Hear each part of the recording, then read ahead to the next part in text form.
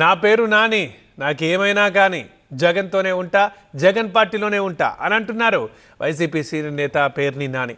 Arrest చేసినా, జైలుకు పంపించినా కూటమి ప్రభుత్వానికి మాత్రం లొంగేది లేదన్నారు మాజీ మినిస్టర్.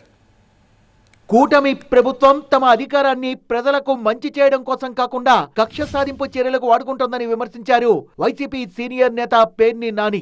సీజ్ ద షిప్ వ్యవహారాన్ని సీరియస్ గా తీసుకున్న ప్రభుత్వం ఎవరిపైన క్రిమినల్ కేసులు పెట్టలేదన్నారు పేర్ని నాని. కానీ తమ కుటుంబంపై మాత్రం 7 సంవత్సరాల శిక్ష పడే సెక్షన్లు పెట్టారన్నారు ఆయన.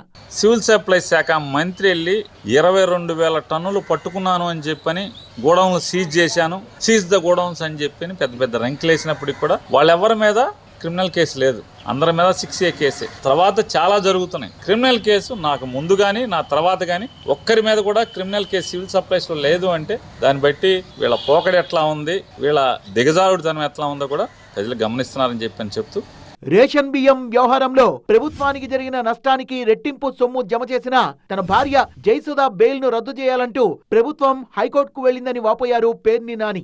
నన్ను, నా భార్యని, కొడుకుని మీరు వేధించినా, మానసికంగా ఒత్తిడి చేసినా, మమ్మల్ని జైల్లో పెట్టినా నా భార్య కూడా ఒకటే చెప్తుంది, అవసరమైతే మనం జైలుకి వెళ్దాం. తన కుటుంబాన్ని ఎన్ని ఇబ్బందులు పెట్టినా వైసీపీని వీడేది లేదన్నారు ఈ మాజీ మంత్రి.